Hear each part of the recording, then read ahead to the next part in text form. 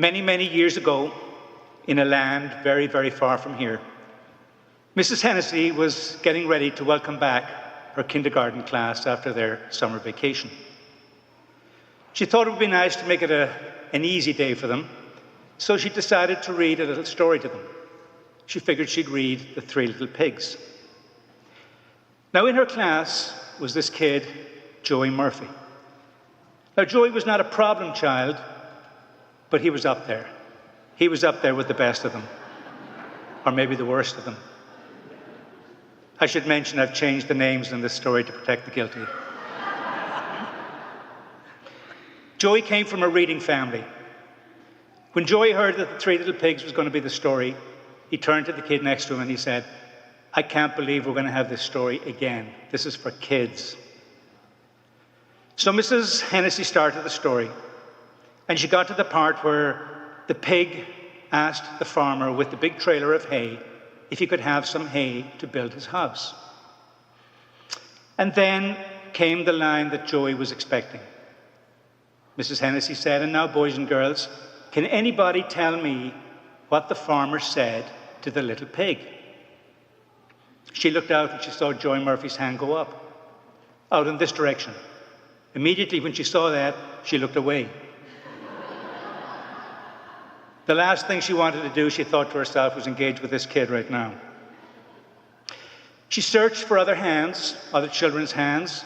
She hoped, she prayed, she begged God that one other hand would appear. It was one of those days where God wasn't answering prayers. So she saw Joey's hand and she said, "Okay, Joey, why don't you tell me what the farmer said to the little pig?" And Joey said, "Well, Mrs. Hennessy, you see, Mrs. Hennessy, the farmer looked down at the pig and he said, I'll be damned, a talking pig."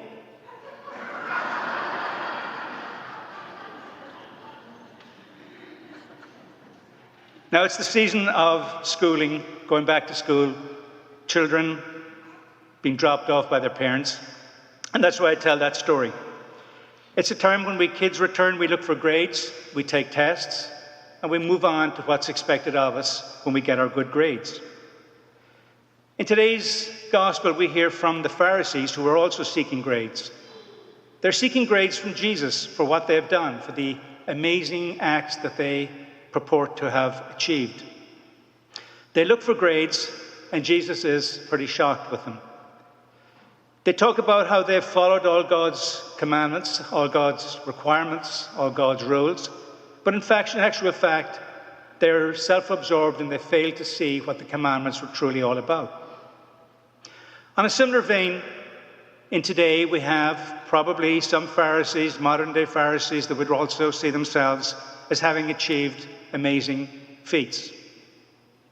But just like the Pharisees that were before Jesus 2,000 years ago, all of us will sit before the judgment seat of Christ someday. It is our final exam of life. And unlike many others who opt not to go on for a master's or a doctorate or any other form of education, we will all take the final exam. And there are those who will sit before Christ when that time comes. And they will tell, just as the Pharisees did today, they will extol how wonderful they are and how great the things they have done for themselves. And when Christ the King will sit on the throne and look down, and he will say, "Well, that's really very nice, but that's not what we were expecting." He will then say that there is a simple test that everybody takes. And we're going to start that test now. He will look down at the modern-day Pharisee and he will say, "Did you feed me when I was hungry? Did you give me to drink when I was thirsty? Did you clothe me when I was naked? Did you visit me when I was alone? Did you care for me when I was ill? Did you love me when I really needed to be loved?" And the modern-day Pharisee will take exception with his questioning. He will say, or she will say, "Whoa, hang on a minute, Lord. I have never seen you in any of those compromising situations that you describe. And I know exactly what you look like. I know exactly what you look like because I've seen all those 14th, 15th, 16th century Renaissance paintings of you. And everyone knows you're a 6'2" white European man with long blondish brown hair. And I have never seen you in any of those compromising situations that you describe. And the King of all that ever has been, the King of all that ever will be, will look down from his throne, perplexed and saddened, and will say, I was the mother of 7 in Haiti when the earthquake struck. 3 of my babies were crushed to death. 2 still haven't been found. I so longed for help, but so little came. He will say, I was the elderly parent living alone, waiting, wondering, hoping, praying that my children would come and visit, that they would bring their grandkids for me to hold, to love, and to share my life with. The King will say, I was an African-American man in River North, California.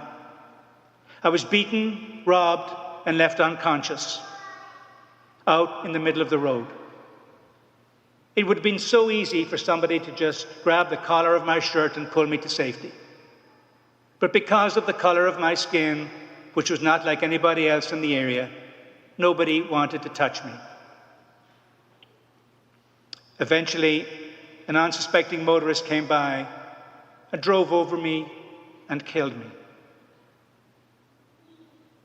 The King will say, I was somebody's child, lying face down on a cold, damp pavement on a street in Philadelphia,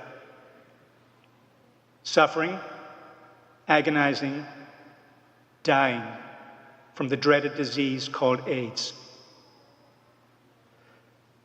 My parents were beside themselves. They didn't know where I was.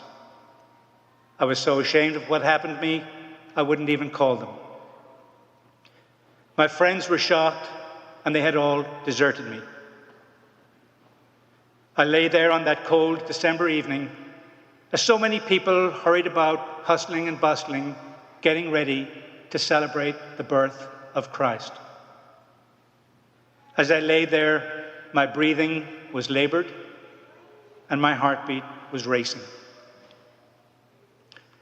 Eventually, my breathing became very relaxed, and my heart was to beat no more. No one to hold my hand, no one to love me, no one to care for me on a cold, damp street in the middle of December. And from the judgment seat, the King of the world, the King of everything that ever has been and ever will be, will look down on the Pharisee and say, whatever you did for the least of these, you did for me. Conversely, what you failed to do for the least of these, you failed to do for me. In today's gospel, the Pharisees sought their grades. They obeyed meaningless rules and immersed themselves in their old self-righteousness. They failed to see what God truly wanted for them in the commandments. But for us, more has been revealed. The gospel provides a roadmap for how we should conduct our lives and how we should prepare for the final exam, which will eventually bring us, please God, into heaven. We will all take the final exam. For some, it might be 50 or 60 years from now. For others, it'll be this afternoon or tomorrow or next week. I say that with great trepidation because I gave a similar homily some years ago in another parish. And this great man in his 80s, as he left church, always liked to rib me a little bit about what I had to say. And so he did on this particular day. And he went home that day, sat down to watch his beloved Patriots, and sure enough, Ed took the final exam. I was rather shocked by the whole thing. It was something that I hadn't, even though I had said this was going to happen. I didn't expect that it actually would happen. But in the display of how his faith was and his wife's great faith, at his funeral, his wife came into the church and I walked up to her, and I was kind of embarrassed and shocked. The whole thing seemed kind of strange to me, even though he was going to die, but it seemed like I predicted it, and I felt pretty bad about that. And I walked up to his wife and I said, Gertrude, I said, Gert, I am so sorry. And she stopped me right there. She said, I know, you're sorry you gave that homily, Brendan, right? And I said, well, yeah. But it showed what her faith was and how trusting she was in the Lord. But unlike the Pharisees that we hear of today, we have the real questions. And when we stand before the judgment seat of Christ, there is no reason but that we should excel. Good luck with your grades. Good luck with your exam.